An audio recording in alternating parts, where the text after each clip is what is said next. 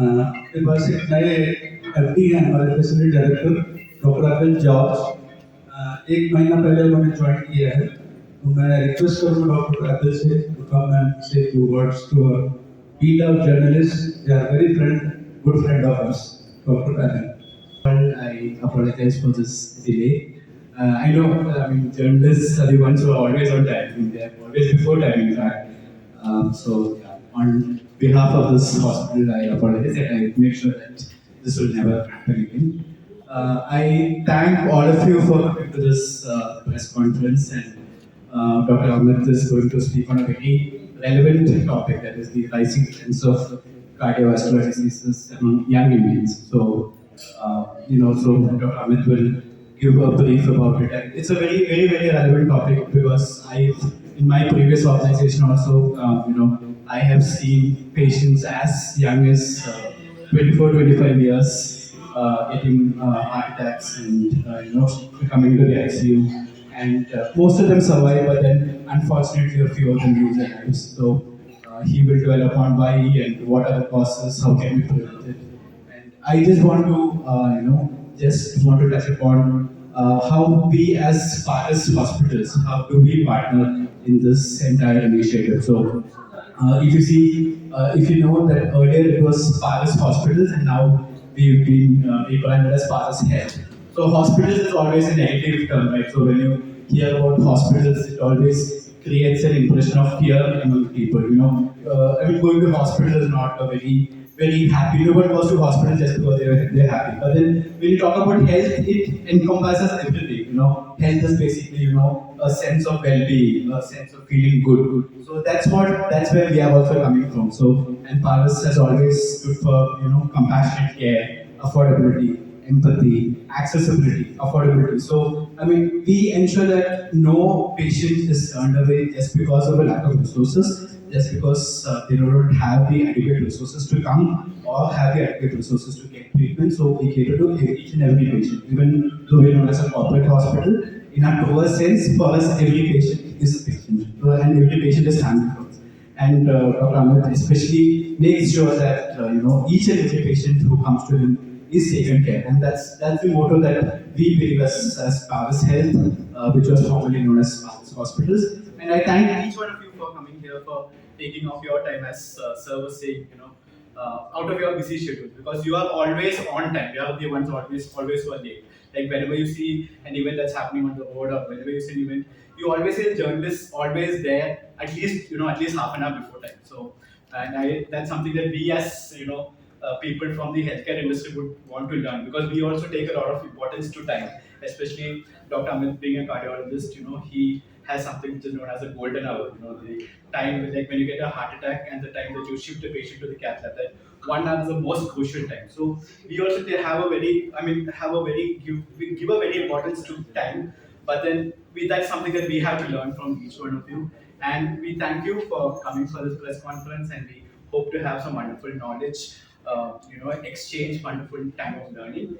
And once again, thank you for the bottom line. Thank you. इनको पहचान की जरूरत नहीं है, ये नायाब है, हमारे साथ जुड़े हुए हैं करीब 2-3 सालों से। Doctor Amit Khajurwal is director head of the department cardiology. 1.5 दशकों का अनुभव है, बहुत ही वैरायटी के पेशेंट उन्होंने देखा है, हर दिन एक नया चैलेंज केस वो पेश करते हैं। तो मैं रिक्वेस्ट करूँ डॉक्टर अमित को, please come and enlighten the crowd. For setting the pace of the press conference. At the outset, I would love to apologize for a bit of delay, and I cannot tolerate delay. When I cannot tolerate delay, time is so very important. Not only for we as a society person, but we as a cardiologist, we as a group of cardiac sciences, we cannot delay.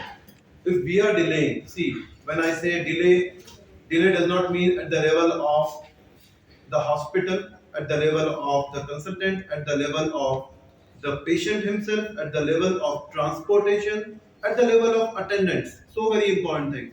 But who has to pay for it? The patient has to pay for it. When we say the patient has to pay for it, मतलब कई बार हम जानबूझ करके करते हैं क्या delay? नहीं, हम समझ नहीं पाते हैं कि लक्षण क्या है। और कई बार वो चीजें चलती रहती हैं।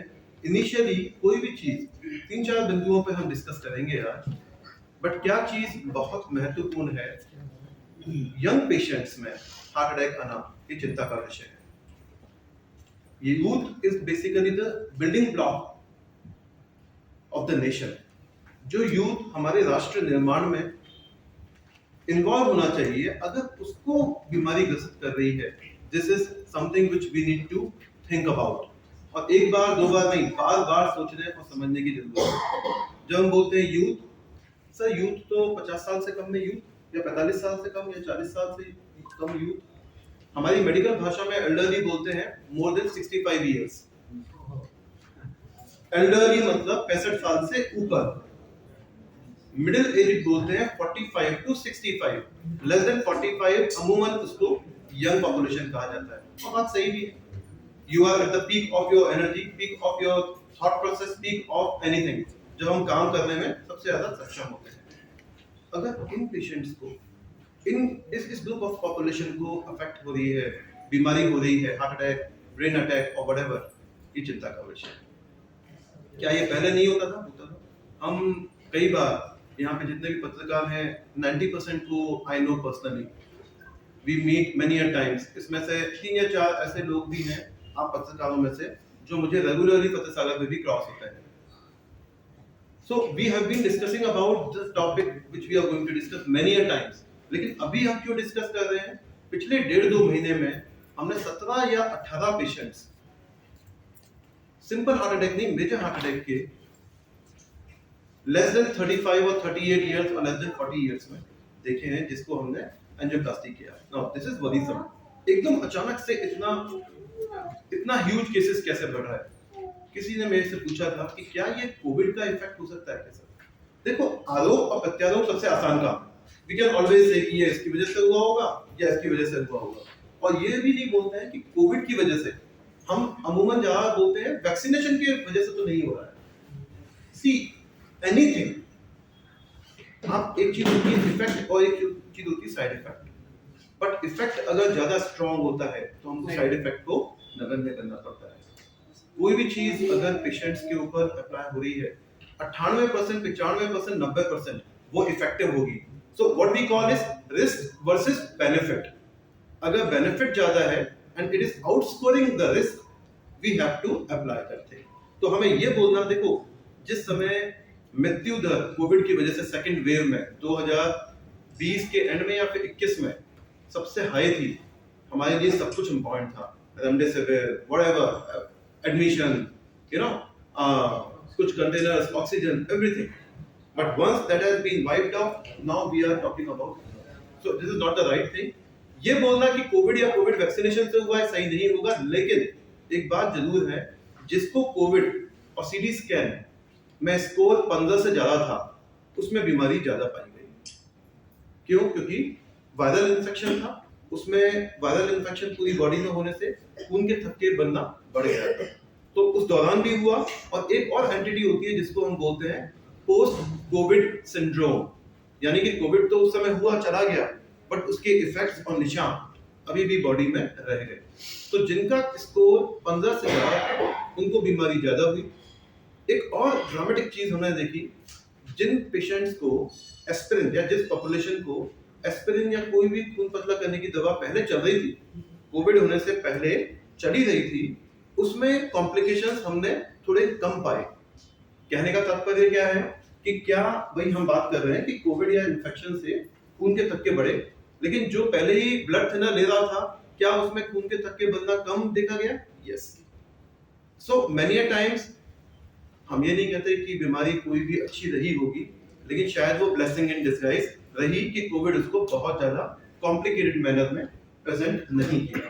नाउ द राइजिंग ट्रेंड्स, बीमारी होना, when we say about heart attack, cardiovascular का मतलब सिर्फ हार्ट अटैक नहीं है, ब्रेन अटैक भी उसमें आता है। नाड़ियों का ब्लॉकेज, ये नहीं कहता है कि मैं ब्लॉकेज सिर्फ हार्ट की नाड़ियों में होगा, ब्रेन की नाड़ियों में भी हो सकता है, हाथ और पांव की नाड़ियों में भी हो सकता है। सो ब्लॉकेजेस कहीं भी हो सकते हैं, बट सिंस हार्ट की नाड़ियां बहुत पतली होती है, तो हार्ट के ब्लॉकेजेस होना या हार्ट अटैक आना ज्यादा कॉमन होता है।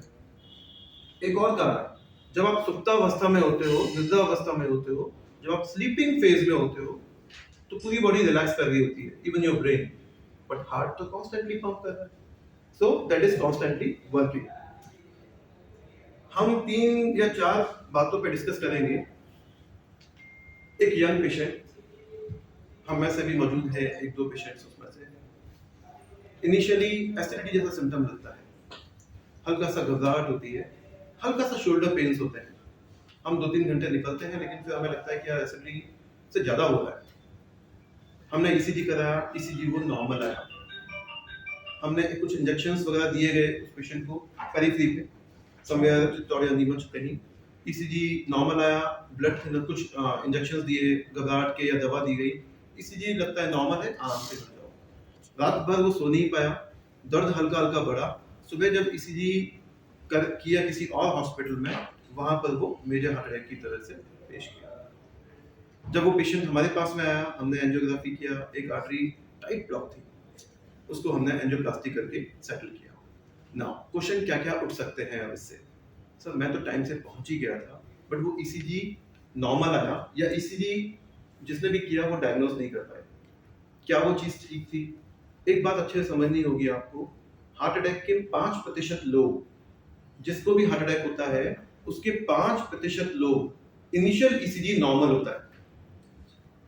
यानी कि सपोज आधा घंटा हुआ चेस्ट पेन को, हम हॉस्पिटल पहुंच गए, ईसीजी किया नॉर्मल है, वाइटल्स किए नॉर्मल है, और यंग पेशेंट है 31, 30, 28, तो हम क्या सोचते हैं, यार कोई अटैक वगैरह नहीं है, एसिडिटी होगी या फिर मस्कुलर पेन होगा।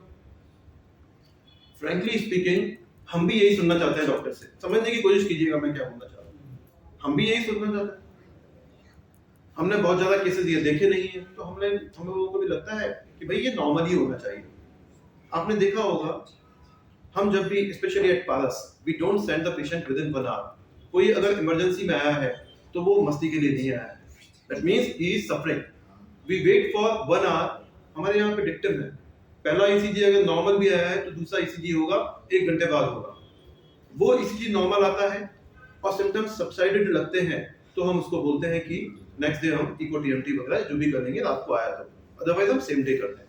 कहने का मतलब क्या है, वो जो ईसीजी पहली बार किया गया था नीमच में, वो ईसीजी नॉर्मल था, और एक ही चीज है कि शायद उस समय 1 घंटे या 2 घंटे बाद ईसीजी और करते तो शायद उस समय हम जल्दी पकड़ पाते।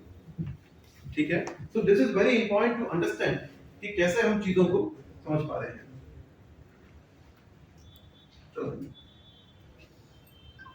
ठीक है, सो ये केसेस जो हैं ये बहुत इंपॉर्टेंट है। एक पेशेंट 26 साल का लड़का क्रिकेट खेल रहा है आराम से गोवाड़ा क्रिकेट ग्राउंड में, छाती में दर्द होता है, अचानक से गिर जाता है। They try to wind up the patient, they try to improvise the patient कि भाई हुआ क्या। उनको तो नहीं मालूम, 26 साल के लड़के को किसको मालूम होता है कि यार इसको अटैक आ सकता है, पर वो थोड़ा सा अचेत सॉर्ट ऑफ हो रहा था। इसको इमीडिएटली इमरजेंसी में लेके आया जाता है। हम देखते हैं कि राइट साइड की नाड़ी का मेजर हार्ट अटैक लग रहा है, 100% आर्टरी ब्लॉक होती है। ऑन एंजियोग्राफी हम उसको फिर एक घुलनशील स्टेंट, घुलनशील मतलब डिसॉल्वेबल स्टेंट होते हैं, कई पेशेंट्स में हम डिसॉल्वेबल स्टेंट्स यूज करते हैं, कई में हम यूज नहीं कर पाते हैं बिकॉज उस जगह की पोजीशन ऐसी नहीं है कि हम घुलनशील स्टेंट्स यूज कर पाए। So the best definitely is घुलनशील और डिसॉल्वेबल, बट सेकंड बेस्ट अगर उन पेशेंट्स में यूज नहीं कर सकते हैं तो हम दूसरे वाले मेडिकेटेड स्टेंट्स यूज करते हैं। Now there are few important things. क्या सारे पेशेंट हॉस्पिटल पहुंच जाते हैं हार्ट अटैक के? आंकड़े बहुत भयावह हैं। 2/3 मरीज मेजर हार्ट अटैक के पेशेंट्स के हॉस्पिटल का दरवाजा ही नहीं देखते, मींस हॉस्पिटल पहुंच ही नहीं पाते। यानी कितने पेशेंट्स हॉस्पिटल पहुंच पाते हैं? 1/3। 50% ऑफ द मॉर्टेलिटी पहले आधे घंटे में हो जाती है। हार्ट अटैक के पहले आधे घंटे में 50% मॉर्टेलिटी ऑकर्स। ये टेंशन वाली बात है। आपने पॉइंट रेज किया था टाइम का, सुकुन साहब आपने पॉइंट रेज किया टाइम का, बहुत इंपॉर्टेंट है। मैं टाइम को क्यों वैल्यू देता हूं? 50% मृत्यु हार्ट अटैक के मरीजों की पहले आधे घंटे में हो जाती है। दूसरी चीज, टाइम इज मसल, इसीलिए हम बोलते हैं कि जितना जल्दी हो सके हम डायग्नोस कर पाएंगे उतना पेशेंट के लिए भी अच्छा क्यों होगा? गलती या देरी किसी भी लेवल पे हो, चाहे इंफ्रास्ट्रक्चर लेवल पे हो, चाहे हॉस्पिटल लेवल पे, चाहे ट्रांसपोर्टेशन लेवल पे, चाहे अटेंडेंस, चाहे रात को 2 बजे थे इसलिए हम नहीं आ पाए कि हम 2-3 घंटे और वेट कर लेते हैं, सुबह 6 बजे पहुंचेंगे। सबसे ज्यादा नुकसान या खामियाजा उसका पेशेंट को होता है। पंपिंग फंक्शन एक ऐसी चीज है जो एक बार गया वापस इंप्रूव नहीं होता है। There is no U turn in major heart attacks. अभी हम योगेश जी पिछले कुछ दिन बैठे थे, उस दिन आप पूछ रहे थे कि सर इतने यंग पेशेंट्स क्यों बढ़ रहे हैं अचानक से, व्हाट एग्जैक्टली इज हैपनिंग। दो चीजें हैं, ऐसा नहीं है कि बढ़ भी बहुत ज्यादा रहे, बढ़ रहे हैं डेफिनेटली, लेकिन अवेयरनेस भी आई है लोगों में। जैसे ही कुछ डिस्कम्फर्ट होता है अचानक से पेशेंट इमीडिएटली ईसीजी कराने के लिए हॉस्पिटल पहुंचता है, बिकॉज जल्दी पेशेंट्स पहुंचते हैं इसलिए हम कुछ कर भी पाते हैं। So awareness is definitely increasing, infrastructure is improving, और डेफिनेटली अपसर्ग तो बीमारी का हुआ ही है। अब बात आती है कि क्या ये चीज हर जगह पे सेम है? नहीं। हम भारतीय, वी इंडियंस में हम बोलते हैं ना कि I should be more aware, और आई का मतलब यहां पर बोलेंगे sir why only you, we should be aware, that's very right. I में अहंकार होता है, वी में कलेक्टिव एफर्ट होता है। So we always say we is more important than I, but in heart attacks, I is more important than we. And what is I? I here means Indians. So हम भारतीय जितने होते हैं, Indian सब continent के, इसमें अगल बगल वाले देश भी मान लो, this part of country of the world, we suffer more heart attacks. अगर हम चाइनीज के कंपैरिजन में बात करें तो 6 गुना हम लोगों में हार्ट अटैक्स के आंकड़े ज्यादा होते हैं, अमेरिकन के कंपैरिजन में 3.5 गुना, और जापानीज के कंपैरिजन में 20 times. So we are affected by the disease 20 times in comparison to Japanese. Why? Because of our genetic makeup, second because of our food habits. So ये दो चीजों की वजह से हमें बीमारी होने के अंदेशे ऑलरेडी ज्यादा है। 10 साल पहले बीमारी आती है, यानी कि अगर अमेरिका में किसी को 50 साल पे होती है बीमारी, हमारे यहाँ पर वो 40 साल में होती है। सिर्फ बीमारी होने के अंदेशे नहीं है, बीमारी होती जल्दी है, जल्दी होती है इसलिए कॉम्प्लिकेशंस भी ज्यादा होते हैं। एक अटैक आने के बाद में किसी को मैंने एंजियोप्लास्टी किया, मेरे बहुत सारे यहाँ पे पेशेंट्स भी हैं, सभी को समझना जरूरी है। सी जो भी हम डिस्कस कर रहे हैं ना, it should be an interactive and open forum. I urge everybody to ask whatever is coming to your brains. एक अटैक आने के बाद में दूसरा अटैक आने की संभावना 2 से 3 गुना होती है विश्व में, अपने देश में 3 से 6 गुना होती है, और अगर हमें डायबिटीज है तो वो रिस्क और बढ़ जाती है। लेकिन इसका मतलब ये नहीं है कि वो हमेशा होगा। If you control yourself at one और द अदर लेवल, थोड़ा सा मेटिकुलस रहेंगे, चीजें इंप्रूव होती हैं। तो ये बहुत जरूरी है कि हम रेगुलर चेकअप्स कराएं। ये बहुत जरूरी है कि हम समझ लें कि अगर घर में किसी को हार्ट का प्रॉब्लम है तो हमें आने के चांसेस बढ़ जाते हैं। हिंदुस्तान टाइम्स के आप अगर आंकड़े देखोगे, ये विश्व के आंकड़े हैं, ये अपने देश के आंकड़े हैं। Number 1 killer disease across the globe, heart attack. एक just giving you a brief कि नाड़ी दिखती कैसी है। जैसे ये देखिएगा, नाड़ियां मतलब एक तरह से पाइप सिस्टम होता है ना। नॉर्मल आर्टरी ऐसी होती है, अंदर की लेयर देखो आप, बिल्कुल स्मूथ, गुड, और ब्लॉकेजेस डेवलप होते हैं ऐसे। सो this is a blockage, can you see this? तो दिस इज द ब्लॉकेज, और इसमें से ब्लड पास जब होता है तो इस परत को वो डैमेज करने लगता है। जब वो परत को डैमेज करने लगता है तो वो ब्लड सेल्स जो निकल रहे होते हैं वहीं पे अटैच हो जाते हैं। क्यों? क्योंकि वो एक्सपोज हो गए, और वहां पे ब्लॉकेज होने की वजह से, खून का थक्का बनने की वजह से वो मेजर हार्ट अटैक में कन्वर्ट हो जाता है। या सर ये तो 60 साल की उम्र या 50 साल की या 70 साल की उम्र में होता है। गलत बात है, ये भ्रम है। Blockage starts as early as the first decade, लेकिन वो धीरे धीरे बढ़ने लगता है। हम कैसा जीवन जीते हैं सब कुछ निर्भर करता है उन पैटर्न्स पे। Smoking, tobacco, alcohol, excessive consumption, smoking in any of the ways, nicotine in any of the ways is very dangerous. तो सिर्फ हार्ट का प्रॉब्लम नहीं होता है, ब्रेन का भी है और हाथ पांव के नाड़ियों का भी है। जैसे हमने डिस्कस किया why should I be worried, so these are the factors. Risk factors क्या क्या हो सकते हैं हम सब जानते हैं, इस पे हम कई बार चर्चा कर चुके हैं, लेकिन 2 या 3 फैक्टर्स को अच्छे से समझिएगा।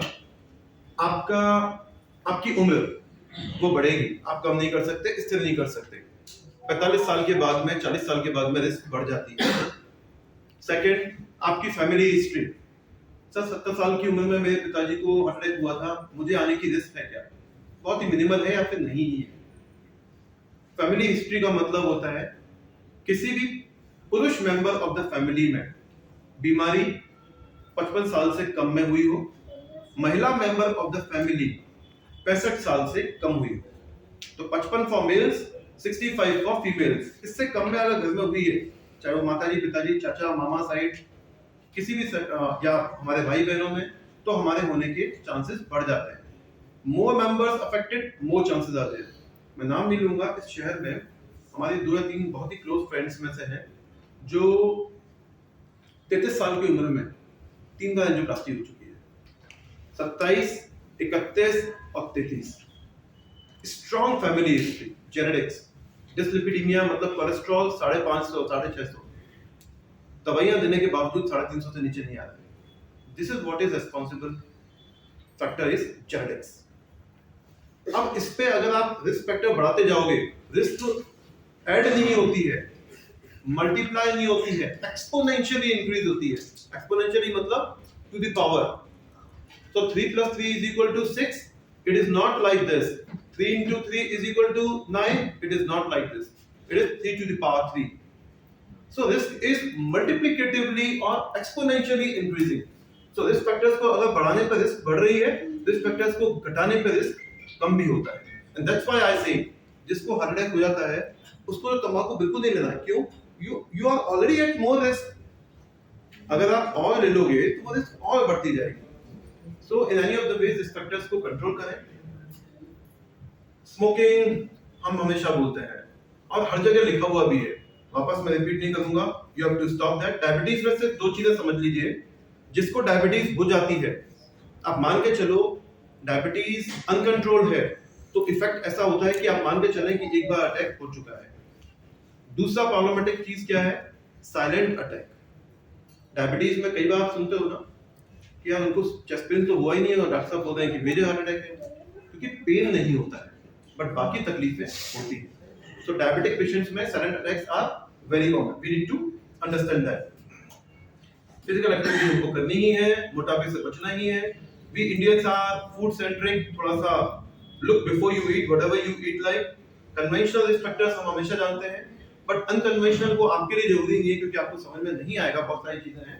बट क्या समझ में आना चाहिए, किसी को अगर 35 साल से या 40 साल से कम उम्र में अटैक है तो हमें कुछ फैक्टर्स को देख लेना चाहिए या इन्वेस्टिगेट कर लेना चाहिए। बहुत सारे lipoprotein, homocysteine, we will not be discussing about all these things. एक शॉर्ट में अगर देख सकते हैं तो I would love to show to my patients also, for you people also, how do we do angiography या angioplasty and कैसे वो ब्लॉकेज बढ़ता है।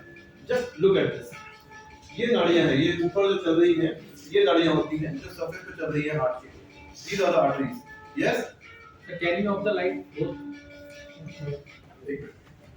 ये वाली front, आप अगर ध्यान से देखें, this is the artery, cut section दिखाया है हमने, और ये ब्लॉकेज कुछ इस प्रकार का होता है। Now blood cells are passing. Can you see? Blood आराम से चल रहा है, आराम से बह रहा है। सब ब्लॉकेज कहाँ हुआ? नहीं, ब्लॉकेज नहीं हुआ। लेकिन इस लेयर को देखो, यहाँ पे बहुत स्मूथ है और यहाँ पे इरेगुलर है। ये इरेगुलर जो एजेस हैं, यहाँ पे ब्लड सेल्स देखो, ध्यान से देखिएगा, ये चिपकते जा रहे हैं। Can we see this? ये धीरे धीरे चिपकते जाएंगे वहां पर और वो पूरा का पूरा एक क्लॉट बना देंगे।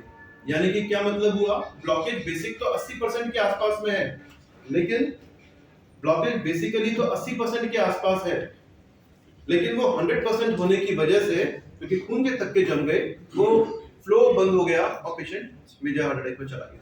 That's why I always say heart attack, major heart attack एक दिन में नहीं आता है। ब्लॉकेजेस की जो फाउंडेशन है वो बहुत पहले से है, धीरे धीरे वो बढ़ता है और जब क्लॉट बन जाता है तो वो मेजर हार्ट अटैक में कन्वर्ट हो जाता है। That's how we do angiography and angioplasty. हाथ की नाड़ियों से, मेरे शायद 5-7 पेशेंट यहाँ पे हैं, सभी को हमने हाथ से ही किया था। तो हाथ की नाड़ी से हम, एक कैथेटर होता है, उसको अंदर लेके जाते हैं, हार्ट के पास में वो पहुंचता है, हार्ट की नाड़ियों में फिर हम उसमें कंट्रास्ट डालते हैं, जिसको हम आम भाषा में डाई बोलते हैं, और उस पर फिर हम देखते हैं कि कहाँ ब्लॉकेज है। ये वायर गया उसी कैथेटर के थ्रू, वायर ले जाकर के एक बलून लेके गए, बलून से हमने उसको इन्फ्लेट किया मतलब उसको हल्का सा स्टेंट ले जाने के लिए हमने जगह तैयार की, जितना बलून से खुल सकता है उसको बलून से खुला, बलून से उसको ओपन अप करने के बाद में then we take the stent. देखिए आप, पहले से बेटर हुआ, तो पहले से बेटर हुआ सिंपली बाय बलूनिंग। तो सर ये तो अच्छा लग रहा है, इसमें स्टेंट की जरूरत है क्या? अभी जब बलून से इतना खुल गया है, 80% 90% ब्लॉकेज, 100% ब्लॉकेज, अगर 80% खुल गया है और 20% बचा है, तो अब स्टेंट की जरूरत है क्या? तो बेसिकली होता क्या है, क्यों स्टेंट्स आए? भाई एंजियोप्लास्टी पहली विश्व में की गई थी 1977 में, और स्टेंट्स आए विश्व में 1984 में। तो 77 से 84 तक 7 सालों तक ये पाया गया कि जो बलून वाली एंजियोप्लास्टी कर रहे हैं उसमें 30% लोग वापस आ रहे हैं ब्लॉकेज पर, यानी कि वो ब्लॉकेज को पकड़ने के लिए हमें कुछ चाहिए इनिशियली, समझ गया? तो इसलिए स्टेंट्स आए, और अब स्टेंट्स को यूज करते हैं हम पिछले 3 दशक 4 दशक से। तो that's how we the stent looks like. एक सिंपल मैश होता है, जैसे हम बॉल पेन की स्प्रिंग को देखते हैं, सो बॉल पेन की स्प्रिंग जैसा एक मैश होगा जो अंदर जाएगा, उसके ऊपर ड्रग होती है, तो ड्रग की वजह से उसको मेडिकेटेड स्टेंट बोलते हैं। आज से 4-5 साल पहले तक हम काफी कॉमनली सुनते थे ना कि कौन से स्टेंट्स हैं, सब मेडिकेटेड है, नॉन मेडिकेटेड है ना? तो मेडिकेटेड स्टेंट्स को हम यूज करते हैं और इसको फिर अंदर ले जाकर के वहां पर डिप्लॉय कर दिया जाता है। सो स्टेंट इतना पतला होता है, दिखता ही नहीं, अंदर कैसे जाएगा? तो stent is basically mounted over the balloon, और उस वायर के ऊपर आप लेके जाते हो, बलून इन्फ्लेट करते हो, फुलाते हो, जस्ट सी दिस थिंग। ये स्टैंड गया, stand is mounted over the balloon, balloon को फुलाया, स्टैंड फूल गया, बलून को डिफ्लेट किया, वायर और बलून बाहर, स्टैंड वहां ले जाएगा। So that's how the entire thing is done. इसी की कड़ी में अगली बार में जो चीजें हैं, जो अभी पिछले 3 साल से या 4 साल से काफी कॉमनली देखी जा रही है या कर रहे हैं, वो होता है घुलनशील स्टेंट, मींस डिसॉल्वेबल स्टेंट। डिसॉल्वेबल स्टेंट मतलब ये ऐसा ही कुछ स्ट्रक्चर होगा, लेकिन उसमें मेटल नहीं होगा। तो पहले 2 या 3 सालों में वो डिसॉल्व हो जाएगा और अंदर बॉडी में कोई पार्ट नहीं रहेगा। सो यंग पेशेंट्स में ये कॉमनली यूज क्यों करते हैं? क्योंकि लंबी लाइफ है, रीब्लॉकेज होने के चांसेस हमेशा होते हैं, जितना कम मेटल लोड हो उतना बेहतर हो सकता है। लेकिन इसका मतलब ये नहीं है, क्योंकि कई पेशेंट्स यहाँ पे हैं, 2 या 3 को तो हमने डिसॉल्वेबल भी लगाया है, 1-2 को हमने डिसॉल्वेबल नहीं भी लगाया है। क्यों? क्योंकि उस जगह पे डिसॉल्वेबल लगाना संभव नहीं था। So if you are not able to achieve the best, second best is also available. We should always focus on that thing also. So that's how we usually do angioplasty. Just एक general चीज है, case हल्का discuss कर लेते हैं। 38 साल का लड़का है, नॉन स्पेसिफिक वेक शोल्डर डिस्कम्फर्ट होता है उसको, 7-8 दिन पहले हुआ था, 3-4 दिन पहले वापस हुआ। आज जब आया दिखाने क्यों आया? Because he had some work in Udaipur. आज बिल्कुल सिम्टम्स नहीं है, हम कैसे इसको आगे अप्रोच करेंगे? ईसीजी किया, नॉर्मल है, इको किया, नॉर्मल है। हमने पेशेंट को बोला चलो एक बार टीएमटी करके देख लेते हैं। टीएमटी के लिए पेशेंट वेट कर रहा था और अचानक से छाती में दर्द बहुत तीव्र गति से हुआ। हमने उसको वापस से इमरजेंसी में लिया, ईसीजी किया, मेजर हार्ट अटैक। कहने का मतलब वो प्रोसेस चल रहा है, वो प्रोसेस चल रहा था। अच्छा क्या हुआ, हमने टीएमटी किया, उससे पहले हम उस बीमारी को पकड़ पाए। इमीडिएटली हमने उसको कैथलैब में लिया। ये चीजें ईसीजी वाली चीजें हैं जो समझ में नहीं आई, छोड़ देते हैं। मतलब पहला ईसीजी बताता है कि वो नॉर्मल है, और दूसरा ईसीजी आधे पौन घंटे बाद नहीं, वो उसमें मेजर हार्ट अटैक बताता है आधे पौन घंटे बाद ही। Just see how the angiography looks like. ये देख रहे हैं सामने एक जो आर्टरी है, दिस इज द ब्लॉकेज, और यहीं पे हमने इसको एक देखिए, एक होता है थ्रोम्बोसेक्शन। थ्रोम्बोसेक्शन मतलब थ्रोम्बो मतलब क्लॉट, सेक्शन माने खींच लेना। तो उस डिवाइस से हमने क्लॉट निकाला और कुछ इस प्रकार दिखता है क्लॉट। तो दिखेगा आपको बहुत कम यहाँ पर, बट नाड़ी के लिए ये बहुत ज्यादा है, उसी ने मुझे हार्ट अटैक कर दिया। और फिर हमने फाइनली स्टेंट यहाँ से यहाँ लगाया और ये नाड़ी स्टेंट होने के बाद में कुछ इस प्रकार से दिखती है। वेल, बायोरिजॉल्वेबल स्कैफोल्ड्स या डिसॉल्वेबल स्टेंट्स कुछ इस प्रकार के होते हैं। एक अगर आवाज आती है तो सुनते हैं, जस्ट 1 मिनट।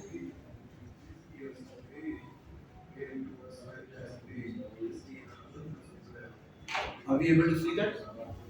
So ये दो ब्लॉक्स हैं, एक यहाँ पर और एक यहाँ, दोनों मुख्य नाड़ियों में। इनफैक्ट ब्लॉकेज तीनों नाड़ियों में था उसको, और हमने इन दो नाड़ियों में बायोरिजॉल्वेबल स्कैफोल्ड जो हम बात कर रहे हैं वो स्टेंट लगाया। ये तीसरी नाड़ी है, तो तीसरी नाड़ी को हमने उस समय टच नहीं किया है। जैसे अदर पेशेंट फ्रॉम मंदसौर, तो जो हमने आपसे एक बार डिस्कस किया था कि ये पेशेंट अपनी माता जी को लेके आते हैं। पिछले साल मेजर हार्ट अटैक हमने एंजियोप्लास्टी किया, और इस साल वही माता जी अपने बेटे को लेके आती है 33 साल की उम्र में, और तीनों आर्टरीज ब्लॉक है। Now this is something which is worrisome.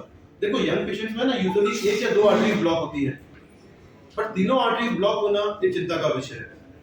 Patient can not be taken for bypass also. 32 साल में आप बाईपास कैसे कराओगे? So we deployed 2 implants in this patient, and third angioplasty, third artery we'll be tackling next month.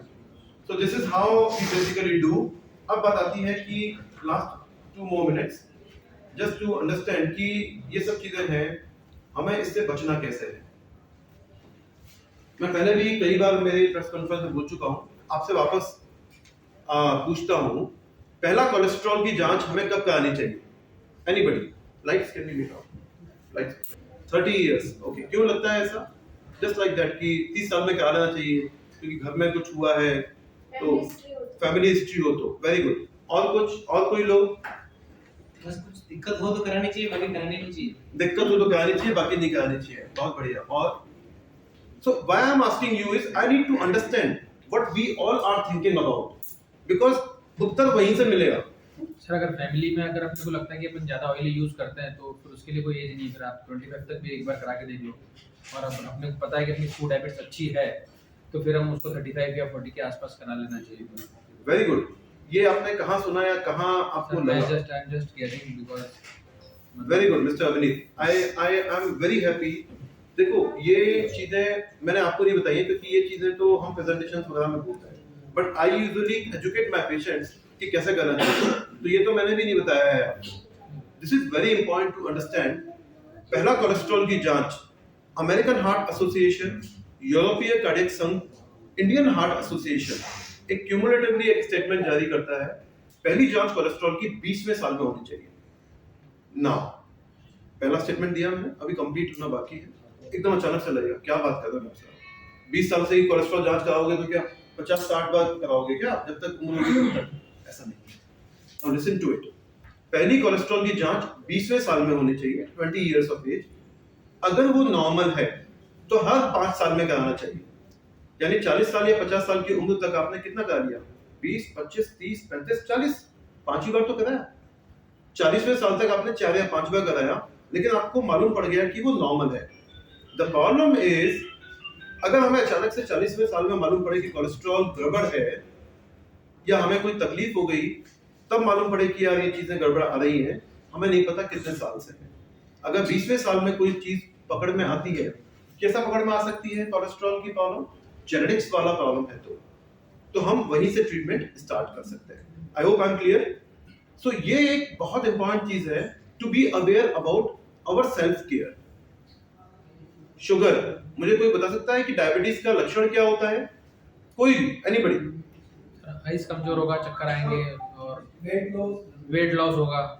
ठीक है, weight loss, और but weight loss भी है ना 3-4 महीने बाद में मालूम पड़ता है। काफी ज्यादा फ्रीक्वेंट यूरिन आएगा आपको। Very good. और बार बार भूख लेना, चक्कर आएंगे, कभी-कभी चक्कर आएंगे आपको और आपको ऐसा लगेगा घबराहट सी होने लग गई है। फैंटास्टिक। तो हमें ध्यान रखना है 3 इंपॉर्टेंट चीजें।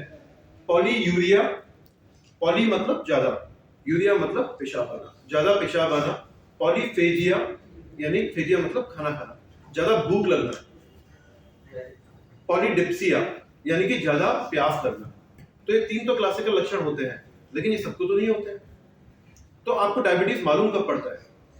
2 चीजें होती हैं, या तो उसका कोई कॉम्प्लिकेशन हो गया हो।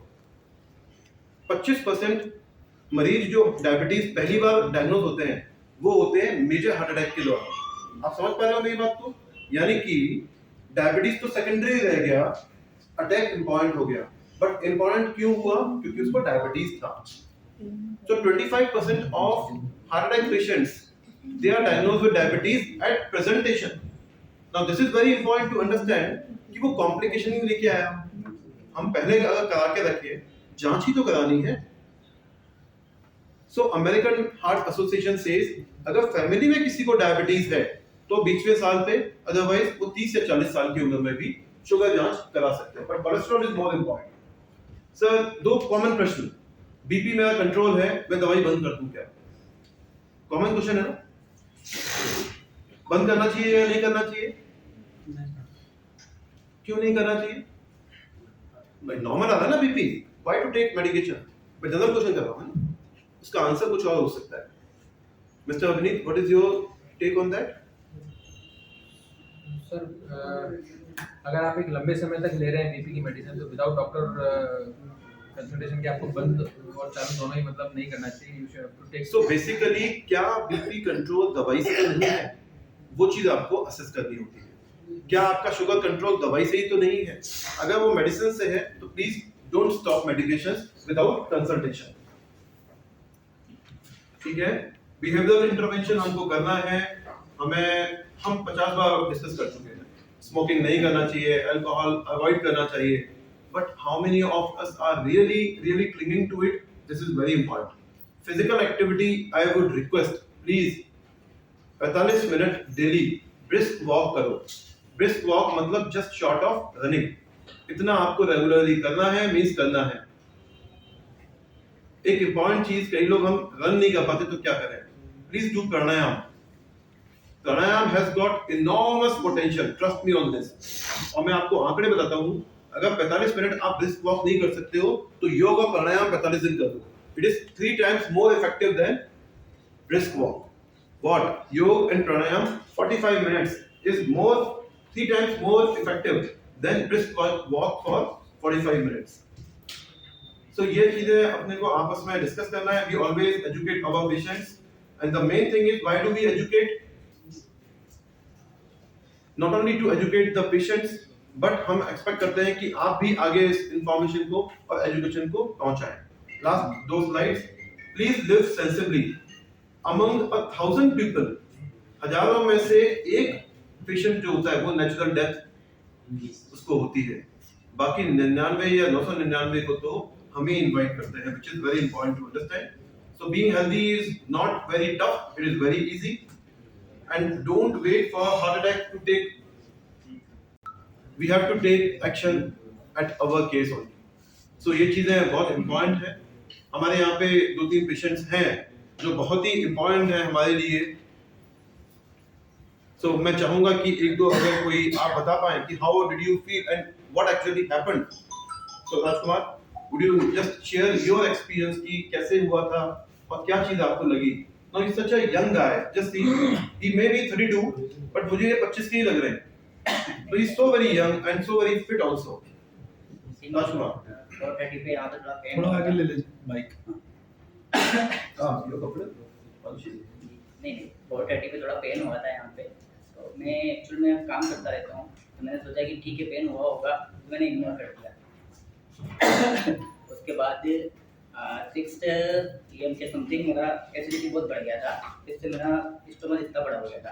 तो मैं भी निम्न से मैंने ECG कर दी, वहाँ पर एक चौधरी हॉस्पिटल है, वहाँ जाकर तो उन्होंने मेरा सब कुछ नॉर्मल बताया, ECG भी नॉर्मल था और उन्होंने मेरा DOP भी किया था, कुछ करते ना ब्लड टेस्ट, तो उसकी रिपोर्ट भी 2 घंटे बाद आई थी, वो भी नॉर्मल था। उन्होंने मुझे पूरा एसिडिटी का ट्रीटमेंट करके और मुझे 11 o'clock पे छुट्टी दे दी थी, बोले आप घर जाइए। 12:30 पे वापस यहाँ हैंड में पेन चालू हो गया था, बहुत भयंकर वाला, तो पूरी रात में सो नहीं पाया। उसके बाद मैं वापस 9 बजे वापस डॉक्टर के पास गया। मैंने बोला सर मैं परेशान हो गया हूँ, मैं सो नहीं पाया हूँ, तो मैं क्या करूँ? तो बोलते हैं कि आप टेबलेट लो, 1-2 घंटे में आपको रिलीफ मिलता है तो ठीक है, नहीं मिलता है तो अपन इको करेंगे। तो मैंने बोला सर कि इको मैं यहाँ नहीं करवाता हूँ, इको फिर मैं आगे जाता हूँ। तो फिर मैं नेक्स्ट हॉस्पिटल में गया, वहाँ मेरी ईसीजी हुई। ईसीजी होने के बाद मतलब बहुत मेजर, उन्होंने बोला था कि आप जल्दी यहाँ से तुरंत जाइए। फिर मैं सर के पास आया, सर ने फिर देखा तो बहुत मेजर हार्ट अटैक था, एक पूरी वेन ब्लॉक थी मेरी। ऐसा हुआ था मेरे साथ। सो आपको ये लगा था कि अटैक हो सकता है, जो सिम्टम्स आपके थे? नहीं, मैं एक्चुअली बाइक चला रहा था, तो मैंने मेरे फ्रेंड को बोला कि मेरे से बाइक नहीं चल पाएगी, तो एक काम करते हैं, मेरे को थोड़ा सा एसिडिटी लग रहा है बहुत भयंकर वाला, तो अपन डॉक्टर को दिखाते हैं। तो फ्रेंड ने बोला ठीक है तू मेरे पीछे बैठ। मैं उसके पीछे बैठा था। मुझे कुछ 3 मिनट ऐसा लगा था कि बहुत भयंकर वाला सीने में दर्द है, तो मैं थोड़ी देर सीना पकड़ के बैठा और मुझे एक वॉमिटिंग हुई। उसके बाद मुझे सब रिलैक्स लगा। उसके बाद मुझे चेस्ट में कोई पेन नहीं हुआ, सिर्फ मेरे हैंड में, दोनों हैंड में पेन चालू था। वो पेन मुझे पूरी रात भर हुआ और इतना भयंकर वाला हुआ कि 2 मिनट मतलब 1-2 बार मुझे ऐसा लगा कि हाथ सुन्न हो गए, अब ये काम नहीं करेंगे, शायद पैरालिसिस हो गया है इनको। तो मैंने मेरी मम्मा को बोला कि मम्मा बहुत प्रॉब्लम हो रही है हाथों में। तो मम्मा ने बोला 4:30 बजे के अपन आगे चलते हैं। समथिंग 4:30 बजे ऐसा हुआ था मेरा। Now, just look at this. What is more important? Thank you, Dr. Kumar, for your narration. We really appreciate this thing. Now, क्यों हम डिस्कस कर रहे हैं? सिम्टम्स कैसे थे? ये टिपिकल सिम्टम्स है। थोड़ा एसिडिटी हुआ, हल्का सा पेन हुआ, वो चला गया। मस्कुलर पेन हुआ होगा, घबराहट की वजह से हुआ होगा, चला गया। ECG was done initially normal. देखो हमें ये नहीं है कि वहाँ मिस हुआ होगा, but what is more important is first time का ECG normal था, but he went again. Second time में पॉसिबली हमें ECG रिपीट करना चाहिए था। पॉसिबली हो सकता है कि उसमें हम पकड़ लेते तो हमारे घंटे बचते हैं। जैसा मैं बोलता हूँ ना, there is no U turn. वो डैमेज हो गया तो वो वापस यूजुअली नहीं आता है। This is what we need to understand from all these things. So ये सिम्टम्स कभी कभी आते हैं, इनको तो फिर भी इतने आए, कई बार पेशेंट्स को कुछ भी नहीं होता है, सिर्फ यहाँ पे जलन होती है। Can you believe? ओनली जलन यहाँ पर। और जिस पेशेंट को एसिडिटी हो तो उसको लगता है यार आज मेरी एसिडिटी बढ़ी गई होगी और कुछ नहीं हुआ होगा। जो आपको समझना है, 2/3 मरीज अस्पताल नहीं पहुंचते हैं, 1/3 पहुंचते हैं।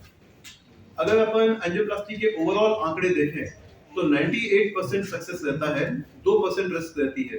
यहाँ पर मेरे 7 या 8 पेशेंट्स हैं, सभी को हम हमेशा एक ही चीज बोलते हैं, 1 से 2% रिस्क रहेगा, 98% सब चीजें बढ़िया होंगी। हम क्यों बोलते हैं कि 98% सक्सेस है और 2% सक्सेस नहीं है? It is not about the success of angioplasty, it is about the overall patient. Patient should be going home. भाई मैंने हो सकता है कि एंजियोप्लास्टी अच्छा कर दिया हो, लेकिन उसका रिजल्ट जो है वो तो ओवरऑल पेशेंट पे आना चाहिए, पेशेंट ठीक होना चाहिए। तो एंजियोप्लास्टी ही अच्छा हो जाना उसका पूरा परिचायक नहीं है। What is more important is at the end of the procedure, at the end of the hospitalization, patient should be going home safely. So ये important है। Second thing जो आपने पूछी कि क्या नई चीज, पहले हम सिर्फ मेटालिक स्टेंट्स यूज करते थे, अब हम घुलनशील स्टेंट्स भी यूज करते हैं। पिछले 2 सालों में उनका यूसेज हमारा बढ़ गया है। मैं बेसिकली अजमेर से हूँ और यहाँ वंडर सीमेंट उदयपुर में काम करता हूँ। और ये दूसरी बार था जब मुझे प्रॉब्लम हुआ था 11 महीने के अंदर। मतलब फर्स्ट प्रॉब्लम मुझे हुआ था मार्च 2022 में, और मतलब I was travelling on that time. तो मैं उदयपुर से अजमेर की ट्रेन में बैठा था और I was travelling with my family. तो मुझे काफ़ी ज़्यादा चेस्ट के अंदर मतलब पेन सा हो रहा था और मुझे ऐसा लग रहा था कि मैं बहुत ज़्यादा गैस्ट्रिक है। तो ट्रेन चित्तौड़ पे रुका, मैंने वहाँ कुछ हल्का फुल्का प्रोटीन वगैरह लिया क्योंकि रात को 12 बजे 12:30 बजे का टाइम था। मेरे पास बहुत कम रिसोर्सेज थे, जैसे कि मैंने बताया क्योंकि मैं ट्रैवलिंग में था, मेरे पास कुछ भी नहीं था उस वक्त, दवाइयाँ वगैरह। वो मेरा पहला इंसिडेंट था।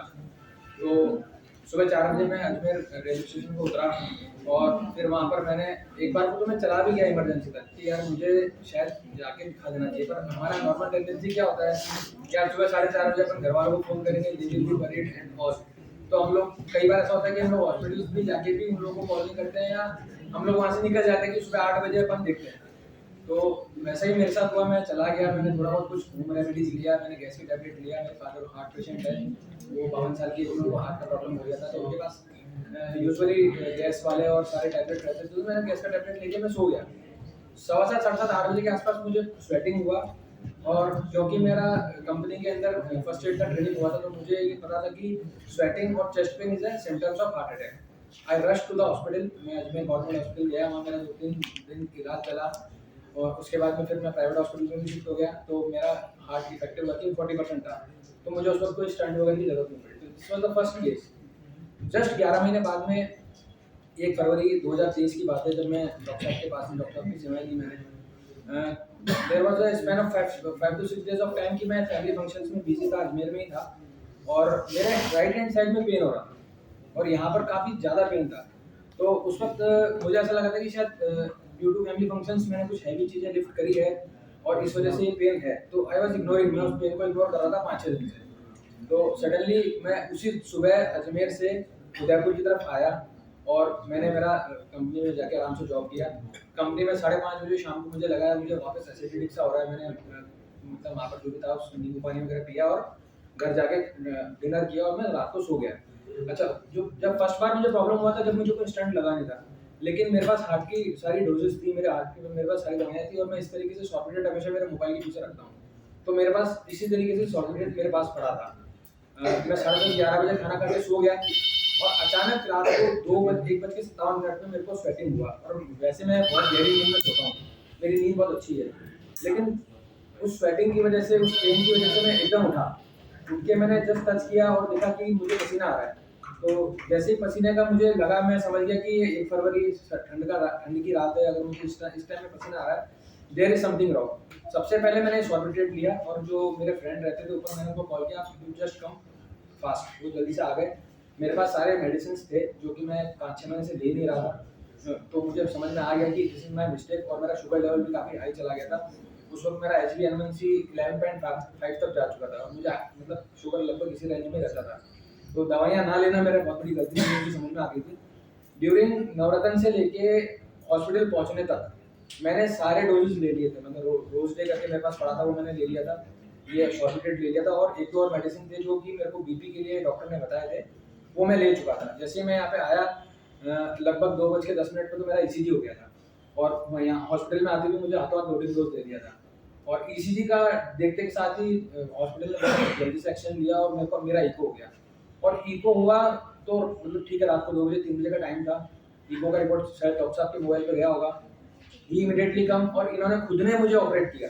मतलब मुझे अच्छे से ध्यान है कि आई वाज इन सेंस, मेरे को सब चीज़ें पता थी, वो मुझे ऑपरेट कर रहे थे। जब on that time I don't know कि आप HOD हैं या मतलब हेड ऑफ द डिपार्टमेंट है, पर मुझे था कि ऑपरेशन हो रहा है। जब मुझे पेन हो रहा था तो मैं आपको बता रहा था कि मेरे को यहाँ पेन हो रहा है। तो 4:30 बजे तो सर ने मेरे को ऑपरेट कर दिया और मेरी पूरी फैमिली अजमेर में थी। मतलब मैं बताना चाहता हूँ कि जैसा कि आपने बताया कि टाइम नहीं होता है हमारे पास में। मतलब सारा डिसीजन जब मेरे घर वालों को रात को 3 बजे पता चला कि इस तरीके से मैं हॉस्पिटल में एडमिट हूँ, मतलब वो लोग तो घर से निकल भी नहीं पाए थे टैक्सी करके। 4-4:30 बजे वो लोग निकले थे और 4:30 बजे तक तो यहाँ सारा डिसीजन होके, सारा सर्जरी होके, सब चीज़ें हो चुकी थी। तो जो मुझे बेस्ट पार्ट लगता है, मतलब मैं किसी प्रभाव या किसी उसमें नहीं बोल रहा हूँ, मुझे वही लगता है कि अगर हो सकता है कि अगर मैं अजमेर में होता तो शायद किसी प्राइवेट हॉस्पिटल में भी जरूरी नहीं है कि रात को 3 बजे डॉक्टर्स आते और मुझे हाथों हाथ वो ट्रीटमेंट देते। देर में भी चांस कि वो मुझे लोडिंग डोज दे देते या अपने किसी स्टाफ या असिस्टेंट को बोलते। देखो, डॉक्टर भी जिसको बचाता है उसके लिए भगवान होता है, लेकिन अल्टीमेटली वो भी एक इंसान होता है, तो उसको भी रात को सोना होता होगा क्योंकि उसको दूसरे दिन काफ़ी हेक्टिक डे निकालना है। तो ये चीज़ मुझे बहुत अच्छी लगी कि डॉक्टर साहब खुद आए, उन्होंने मुझे ट्रीट किया और मतलब 25% तक मेरा, जब सेकेंड टाइम में जब इको हुआ था तो मैं 25% तक जा चुका था। लेकिन अभी 3-4 महीने में रेगुलर डोजेस लिए और लास्ट मई में जब मेरा इको हुआ तो वो 45% तक इंक्रीज हुआ। तो जब वो 45 इंक्रीज हुआ, जब मेरा कोलेस्ट्रॉल का रिपोर्ट अच्छा आया तो डॉक्टर साहब ने भी मेरी दवाइयाँ भी लास्ट विजिट में कम करी है। तो I was the first person, मतलब पहली बार मैं कॉन्फ्रेंस में आया हूँ, तो आई वाज मतलब मुझे अच्छा लगा कि मुझे सर ने बुलाया और मेरे को मतलब बोलने का मौका दिया। तो ये बहुत अच्छी बात है और मुझे ये चीज़ लिटरली मुझे ऐसा कभी भी लगता है कि शायद मेरी किस्मत अच्छी थी कि मैं अजमेर से उदयपुर आ गया और उदयपुर आने की वजह से मैं डॉक्टर साहब के पास आ गया। तो ये एक मेरा बहुत बड़ा फॉर्चुनेट है जो मुझे लगता है। Thank you very much. जैसे डिस्कस कर रहे हैं, एक अटैक आने के बाद में जरूरी नहीं कि पहली बार एंजियोप्लास्टी या बाईपास हुआ हो या नहीं हुआ हो, दूसरा अटैक आने की संभावना हमेशा रहती है। He has got that 11 months। दूसरा, डायबिटिक पेशेंट्स में यूजुअली सिम्टम्स ऐसे होते हैं, हल्के हल्के आएंगे जाएंगे। क्यों? क्योंकि अनुभूति, भाई दर्द क्या है, चेस्ट पेन क्या है, दर्द है छाती में दर्द, और दर्द क्या है, अनुभूति। तो डायबिटीज में जो अनुभूति है, जो फीलिंग है पेन की, वो कम हो जाती है। अब तीसरा, the way he has shown his mobile phone, कि मेरा सॉर्बिट रेट पीछे रहता है। देखो, मैं कितना बताऊं वो महत्वपूर्ण है, but when it comes from the horse's mouth और the patient himself like this, we need to really understand that. So I appreciate mister Abhineet the way you understand the entire thing, and I would urge you कि आपके office में भी sir, मैं आप सबको समझाएं। Sir, मैं सबको, जब से मेरे को दूसरी बार प्रॉब्लम हुआ तो जितने भी लोगों ने मुझसे मेरा तबीयत पूछने के लिए फ़ोन किया तो मैंने सबको ये बताया। मैंने कहा ये 1 रुपए की गोली है, आपकी जान बचा सकती है। कोई विजिटिंग कार्ड आपकी जेब में पड़ा वो आपकी जान नहीं बचा पाएगा। तो ऑलवेज कीप लोडिंग डोज और sorbitrate as this, because this can save your life. आप कुछ भी पोजीशन पर है, कुछ भी है, आपका विजिटिंग कार्ड आपकी जान नहीं बचा सकता, बट ये गोली बचा सकती है। तो जितनी भी आपकी मल्टीपल लोकेशन है, आपकी कार है, आपका मतलब बैटरी, Absolutely. जहाँ पर भी आप रख सकते हो, जो भी आपके एसेस पॉइंट होते हैं वहाँ पर आपको एक गोली रखनी चाहिए हमेशा। सबको Very यही good. बताया मैंने। Very good. Very good. So we appreciate that gesture of yours.